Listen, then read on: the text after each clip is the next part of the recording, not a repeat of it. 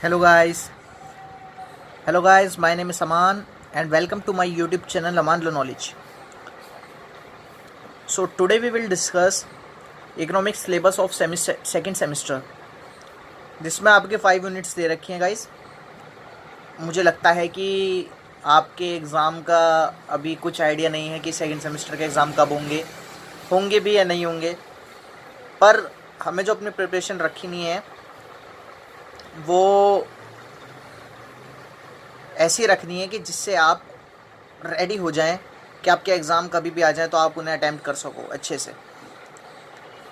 So guys, first of all अगर आपको exam में अच्छा करना है तो फर्स्ट ऑफ ऑल आपको पता होना चाहिए कि सिलेबस क्या है, क्योंकि सिलेबस जब आपको पता होगा तभी आप आगे का कर पाएंगे, वरना आप कुछ पीछे रह जाएंगे. सो देखते हैं सिलेबस क्या है हमारा. तो हमारी 5 यूनिट्स हैं, इसमें फर्स्ट में आता है structural changes in India economics in post 1991 period. तो 1991 से पहले क्या चेंजेस आए वो देखेंगे.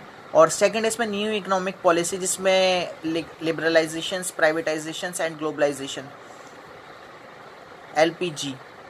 तो एलपीजी आप इसमें समझना कि एलपीजी गैस जो सिलेंडर आता है वो है. एलपीजी गैस नहीं है ये एल से है लिबरलाइजेशंस, पी से प्राइवेटाइजेशंस और जी से ग्लोबलाइजेशंस.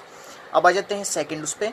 तो सेकंड में एग्रीकल्चर सेक्टर के बारे में बताया है, जिसमें features and problems in Indian agriculture, क्या क्या फीचर्स और प्रॉब्लम्स हैं इंडियन एग्रीकल्चर में. और बी में बताया गया है, बी में क्या है आपका, land reforms in India, consolidations of holdings and its impact on poverty elevations in India.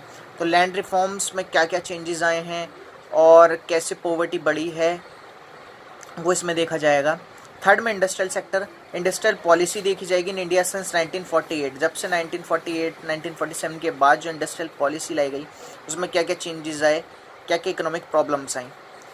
और बी आ जाता है इसका industrial sickness, causes and it's remedies.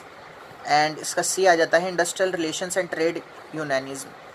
तो इंडस्ट्रियल सेक्टर के बारे में इसमें पढ़ा जाएगा क्या क्या प्रॉब्लम्स थी और कैसे कैसे इस्टेब्लिश की गई industrial sector after independence. Fourth आती है unit economic institutions in India, कि इकोनॉमिक इंस्टीट्यूशन कौन से हैं जो इंडिया में हैं.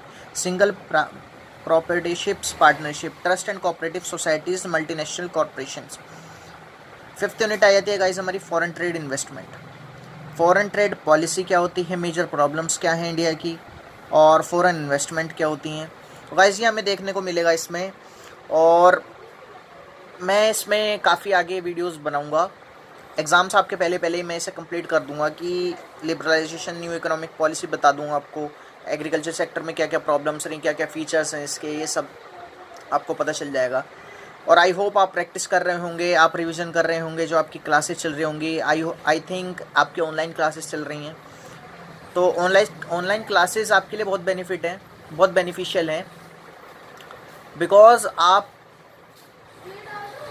एक कहावत है कि something is better than nothing. तो कुछ ना होने से कुछ होना, तो वो आपके लिए काफ़ी लाभदायक है. कि अगर आप कुछ भी नहीं कर रहे हैं तो आपका कुछ बेनिफिट नहीं होगा, लेकिन आप कुछ कर रहे हैं तो आपका लॉस नहीं होगा, आपका कुछ ना कुछ प्रॉफिट तो होगा ही. सो गाइज़, आई होप आप समझ गए होंगे. आप इसे नोट डाउन कर लें. अगर आप चाहते हैं तो मैं इसकी PDF डिस्क्रिप्शन में डाल दूँगा. और अगर आप चाहते हैं कि मैं इकोनॉमिक्स के नोट्स पे और वीडियोस बनाऊं, और अगर आप ये भी चाहते हैं कि मैं डोरी प्रोहिबिशन एक्ट पे एक वीडियो बनाऊं जो कि आपके नॉलेज से बहुत रिलेटेड है एज अ लॉ स्टूडेंट के तौर पे, सो गाइज़ मैं बनाऊंगा, आप कमेंट करिए. So thank you guys and subscribe my channel Aman law knowledge.